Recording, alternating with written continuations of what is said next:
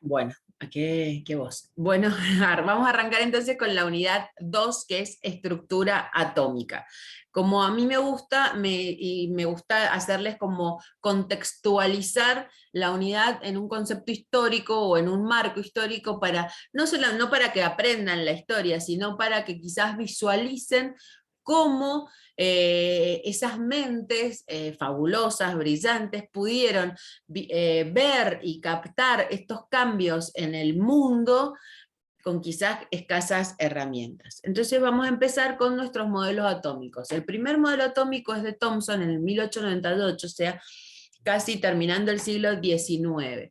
Entonces, el que visualizaba, decía, este modelo se lo conoce como si fuera un budín de frutas. ¿Por qué? Porque él lo consideraba como una gran esfera positiva, con carga positiva, en el cual tenía partículas con cargas negativas en su interior. A esas partículas se las denominaba electrones. El átomo en ese momento sí se podía conocer que era eléctricamente neutro, es decir, que las cargas positivas eran iguales a las cargas negativas. Fundamental, grabemos nuestra primera frase del año. El átomo es neutro. ¿Qué significa? Que tiene igual cargas positivas que negativas. Entonces, la esfera, esta gran esfera positiva, iba a tener la misma cantidad de cargas que las partículas negativas que tenía en su interior.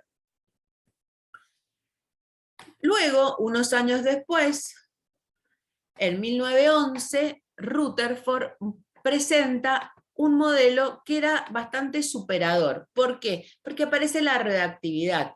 Entonces, a través de una lámina de oro, irradiándola con partículas alfas que son positivas, ¿qué se descubre? Que la gran cantidad, la mayor parte de las partículas atravesaban esa placa y que algunas eran desviadas o repelidas. Entonces, claro, ya no podíamos hablar de una gran esfera positiva con cargas negativas adentro. ¿Por qué? Porque si yo tengo una gran esfera positiva, cuando yo la irradio con partículas positivas, deberían haber sido la mayor parte repelidas, la mayor parte, y algunas las iban a dejar pasar. Y justamente pasaba lo contrario. Entonces, ¿qué plantea Rutherford? Dice, no, esto no puede ser así. El átomo tiene que tener un núcleo central con una carga positiva, y estas cargas negativas rodeaban al átomo, al núcleo, perdón, que está con un mayor diámetro. Y se empieza a trabajar la idea de que el átomo no es algo compacto, sino que tiene grandes espacios vacíos. ¿Cómo estaban estos electrones? Evidentemente no podían estar quietos, porque si teníamos un núcleo positivo y cargas negativas a su alrededor, obviamente se iban a atraer entre sí e iban a estar compactadas.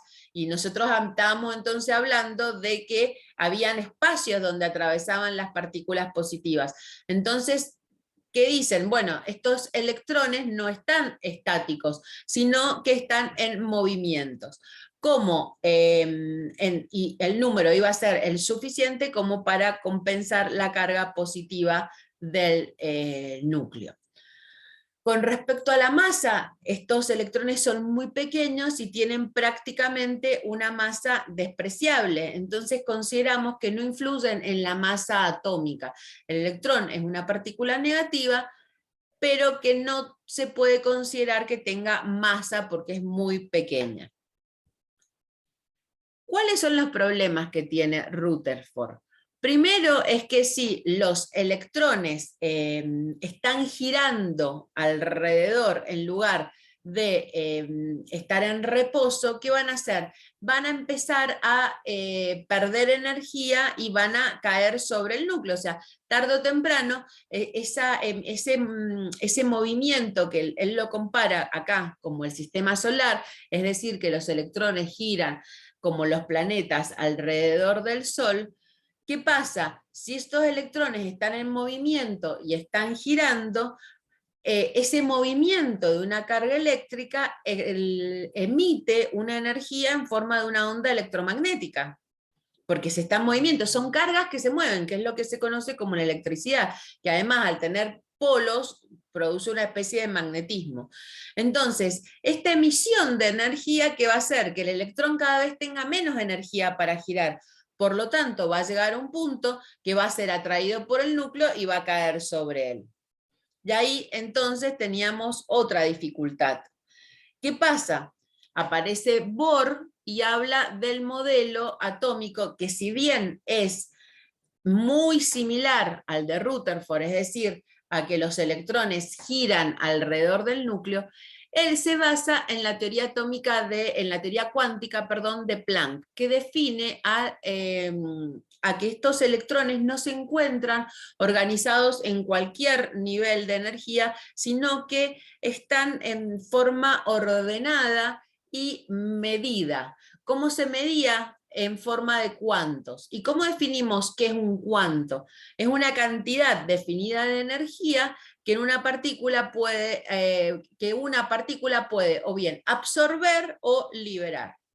¿Cómo se absorbe o se libera? En forma de radiación. Entonces, ¿qué dice Bohr? Bueno, estos electrones que giran en niveles organizados de energía, pueden moverse de un nivel a otro. Si ganan energía, ascenderán el nivel, y si pierden energía, bajarán de nivel. Entonces, pone valores concretos y define el criterio de nivel de energía. Entonces, los electrones ya no giran azarosamente alrededor del núcleo, sino que están girando en niveles energéticos.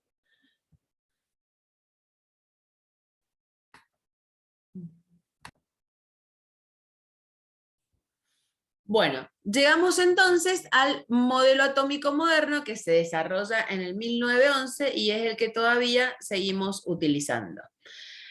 ¿Qué establece este modelo atómico? Que estos niveles que decía Bohr no son niveles uniformes, o sea, no tenemos un nivel 1, un nivel 2, un nivel 3, sino que además de esos niveles podemos considerar la existencia de subniveles. ¿Cuándo aparece esto? Cuando aparece la espectrografía. Entonces, ¿cuántos subniveles tiene cada nivel? Bueno, se ha determinado que la cantidad de subniveles que tiene cada nivel va a estar determinado por el número de nivel. ¿Qué significa esto que están enredados? Que el nivel 1 va a tener un subnivel, el nivel 2 va a tener 2 subniveles, el nivel 3 va a tener 3 subniveles, el nivel 4 ¿cuánto tendrá? 4 subniveles. Entonces, ¿cómo vamos a designar esos subniveles? No les podemos seguir poniendo números. Entonces, ¿qué se les asigna? Letras. Y estas letras tienen que ver con la forma del orbital que forman los electrones que están en ese subnivel.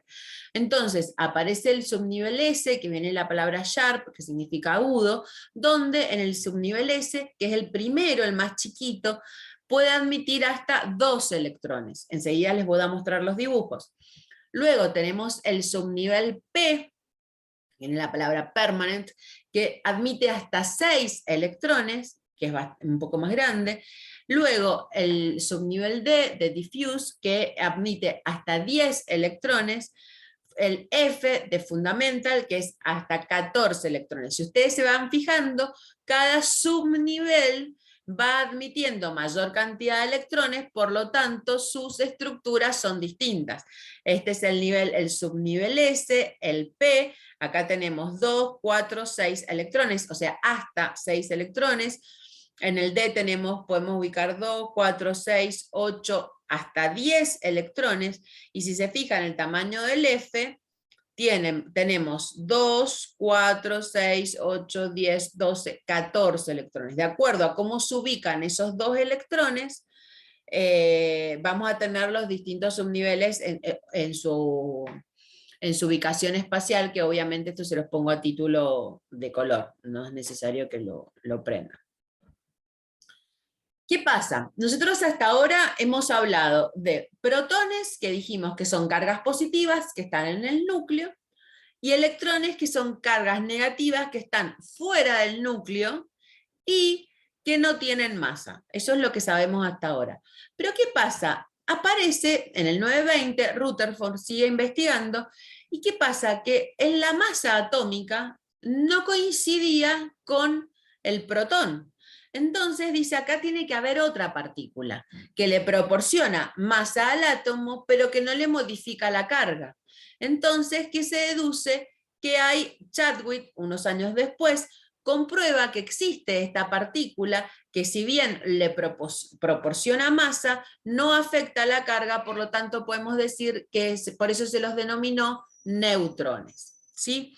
Entonces, ¿qué se establece? Que el neutrón tiene una masa de una UMA prácticamente, porque es uno de 1 gramo, o sea, una UMA, y su carga eléctrica es nula. Y ahí sí nos aparece la tercer partícula subatómica. Teníamos los electrones, carga negativa, en una ubicación extranuclear sin masa. Protones, cargas positivas, se ubican dentro del núcleo. Y tienen masa. Los neutrones sin carga tienen masa y se ubican dentro del núcleo. Entonces, ¿dónde está el neutrón? Dijimos en el núcleo. ¿Tienen carga? Acabamos de decir que no. ¿Y dónde tienen masa? Dijimos que sí. Resumiendo, y acá este cuadrito anótenselo porque acá les diría que es el resumen de la unidad, de lo que nos tiene que quedar de la unidad, de esta unidad de modelo atómico. El átomo está compuesto por protones, electrones y neutrones. En el núcleo hay protones y neutrones. En el núcleo está la masa atómica. Recuerden que los electrones que giran alrededor prácticamente no tienen masa. Este núcleo tiene una carga positiva. ¿Quién se la proporciona? Los protones. En la zona extranuclear, acabamos de decir, se encuentran los electrones, cuya masa es casi despreciable. Y obviamente, como están girando en orbitales, tiene grandes espacios vacíos. Los electrones se ubican en distintos niveles de energía. Cada uno de estos niveles solo admite un cierto número de electrones, cuyo máximo se calcula con la fórmula 2 por n, que es el nivel al cuadrado. La cantidad de electrones, de protones positivos, obviamente, es igual a la cantidad de electrones negativos, de modo que el átomo es conjuntamente neutro. Vamos. Bien. ¿Cómo vamos a representar estos átomos? Porque obviamente no puedo estar escribiéndolos. El átomo tiene 2 números que lo identifican. Supongamos en este átomo X, que tenemos acá, vamos a tener 2 números, A y Z. A es el número másico. Si es un número másico, ¿qué me va a indicar? La masa. Si me va a indicar la masa, ¿qué partículas voy a tener que tener en cuenta en este número? Los protones y los neutrones. ¿Puedo tener en cuenta los electrones? No, porque los electrones no tienen masa. ¿Cuál es el otro número? Z. Z es el número atómico. Es el DNI del elemento. Subrayen, DNI del elemento. ¿Por qué? Porque es único e intransferible. Es decir, un Z, yo con el Z defino qué elemento es, porque es único. ¿A qué corresponde este Z? A la cantidad de protones que tiene un átomo en el núcleo. Ahora, pregunto, no importa que esté grabando, quiero que me contesten. Si Z es igual al número de protones y el número de protones es igual al número de electrones, ¿yo puedo decir que Z es igual al número de electrones?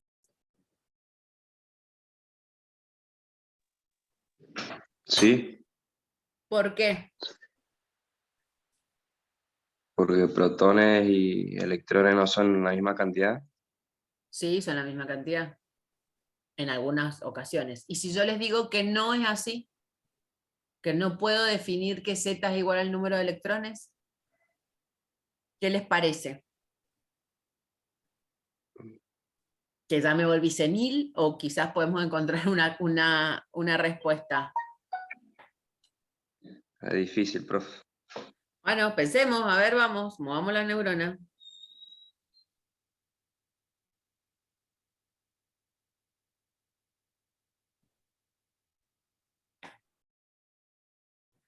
A ver, la situación sería la siguiente. Yo digo, Z es el DNI del elemento, ¿no es cierto? O sea, es único, no se puede modificar jamás.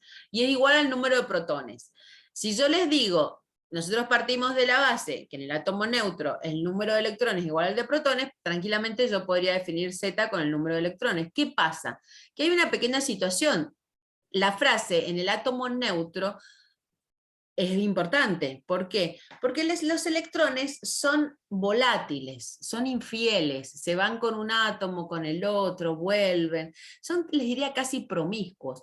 Entonces van y vienen, pasan de un átomo a otro. En cambio, el protón es fiel. Bueno, en realidad no sé si es fiel porque está encerrado en el núcleo, o sea que podríamos confundir fidelidad con prisión, pero bueno, no tiene posibilidades de ser infiel el protón, está encerrado en el núcleo, porque yo para liberar un protón tengo que romper el núcleo, liberar energía nuclear y evidentemente van a ver que no es algo sencillo. Como el electrón gira alrededor libremente, puede ir de un átomo a otro. Entonces, yo no puedo definir Z como el número de electrones. ¿Por qué? Porque el número de electrones puede variar. De hecho, lo vamos a ver que es la manera que tiene un átomo de relacionarse con el otro, compartiendo electrones o cediendo electrones.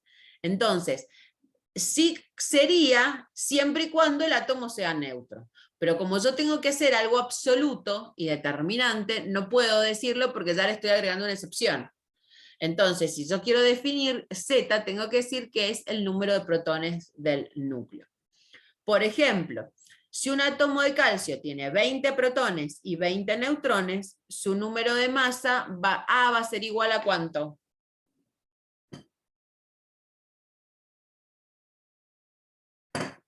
Vamos. A 40. Perfecto, a 40. Por ejemplo, si el átomo de cloro tiene 17 protones y 18 neutrones, ¿cuál va a ser su masa?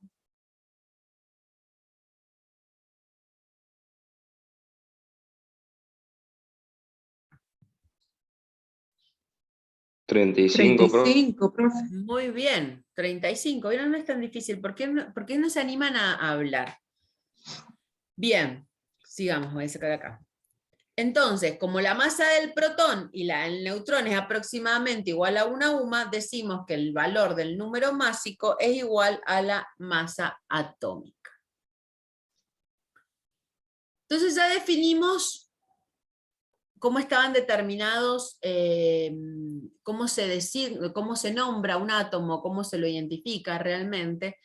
Decimos que los protones están en el núcleo. Ahora, recién hablábamos de los electrones girando en niveles de energía, que a su vez estaban divididos en subniveles, pero ¿cómo se ubican realmente estos electrones? Y existe una manera que es la configuración electrónica. ¿Qué es la configuración electrónica? Es la distribución de los electrones que tiene un átomo en sus distintos niveles y subniveles. ¿Cómo se van a distribuir? Obviamente, ¿cómo lo voy a representar? ¿Cómo lo voy a escribir? ¿Cómo lo voy a dibujar? Suponiendo que tenemos este átomo, que es el nitrógeno, que en este subíndice aparece, significa la cantidad de electrones que voy a ubicar. Si yo estoy hablando de cantidad de electrones y el átomo es neutro, es decir, acá no hay carga, coincide con la cantidad de protones. Si estoy hablando de cantidad de protones, estoy diciendo que el Z del nitrógeno es 9. Entonces yo puedo decir, un elemento cuyo Z es 9, hagan la configuración electrónica y les va a quedar esta. Entonces, ¿cómo la voy a hacer? ¿Cómo se escribe? Primero aparece un coeficiente, que es este que está acá, que representa el nivel de energía. Entonces, en el nivel 1, ese es el nivel 1. Luego, ustedes ven que aparece una letra que va a corresponder al subnivel, que sería S. Recuerden que los subniveles eran S, P, D y F. Y luego va a aparecer un supraíndice, que es un número, que me va a indicar la cantidad de electrones que yo voy a ubicar. Dijimos que en el nivel S podemos ubicar hasta 2 electrones. Entonces, ¿qué significa esta configuración? Que en el nivel 1, en el subnivel S, voy a tener 2 electrones. En el nivel 2, subnivel S, voy a tener 2 electrones. En el nivel 2, subnivel P, voy a tener 5 electrones. Si bien nosotros dijimos que tenía hasta 6, podíamos poner hasta 6, yo en realidad tengo que ubicar 9. Entonces voy a poner 2, 4 y 5, 9. Si yo acá le pongo un 6, me voy a ubicar 10 electrones, es decir, me voy al elemento al lado, porque el nitrógeno solamente tiene 9 para ubicar, ¿sí? Entonces, este número de acá arriba, la sumatoria de todos estos electrones, tiene que coincidir con el Z, o la cantidad de electrones a ubicar. ¿Qué pasa? Nada es tan sencillo. A medida que nos vamos alejando de los niveles, es decir, el nivel 3, nivel 4, es decir, que son niveles que están más alejados del núcleo y que tienen más energía y van a tener mayor cantidad de subniveles, ¿qué van a aparecer? La energía de esos distintos subniveles va a ser distinta, ¿sí? Va a ser mayor quizás a los primeros subniveles del nivel siguiente. Por ejemplo, esto que parece medio como chino, ¿qué va a pasar? El nivel, supónganse, en el nivel 4F, ¿cuántos electrones dijimos que teníamos en el subnivel F? ¿Cuántos dijimos? 14. 14. Perfecto, 14. Entonces, en el subnivel 4F yo voy a tener 14 electrones. El que le seguiría sería el nivel 5 subnivel S, o sea, el escaloncito 5S. ¿Cuántos electrones vamos a ubicar ahí? 2. 2. ¿A ustedes qué les parece? ¿Los 14 electrones del 4F van a generar mayor energía o menor que los 2 que están en el 5S? Mayor. Mayor. Menor Y o nosotros mayor. estamos diciendo que los niveles, a medida que más energía tienen, más alejados están del núcleo. Entonces se produce lo que se llama entrecruzamiento. Esto se puede utilizar, obviamente, utilizando espectrografía, perdón, que estoy trabada, de masas, pero tenemos una manera más sencilla de hacerla, que es la regla famosa de las diagonales. ¿Cómo se hacen estas reglas? Se colocan los niveles y subniveles, uno al lado del otro, o sea, ordenados verticalmente y luego horizontalmente. Entonces vamos a colocar el 1S, 2S, 2P, 3S, 3P, 3D, abajo, 4S, 4P, 4D, 4F, abajo, 5S, 5P, 5D, 5F, ¿sí? Y así vamos ubicando todos los niveles.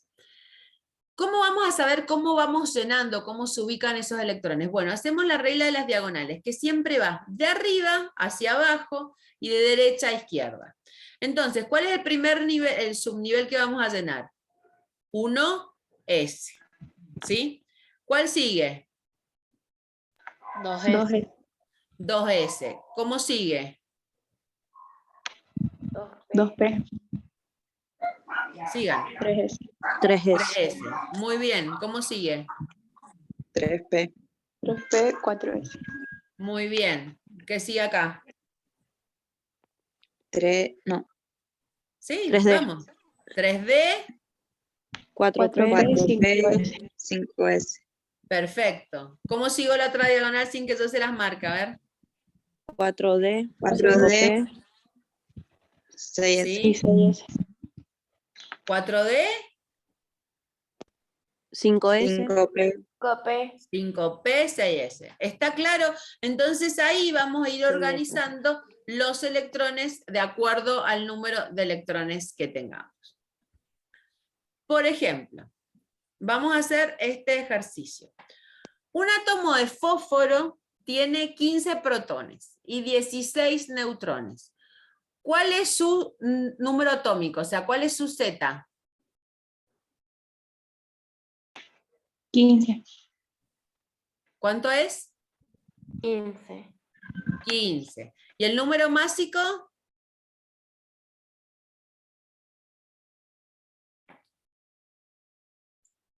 ¿31? Muy bien. ¿Por qué? 31. Sumo los protones y los neutrones. Fantástico. Vamos con otro. A ver, dice, un átomo de potasio tiene un Z de 19 y un A de 30. Indique el número de protones, electrones y neutrones. ¿Protones cuántos van a ser? 19. 19. Excelente. ¿Electrones? 19. Perfecto. ¿Y neutrones?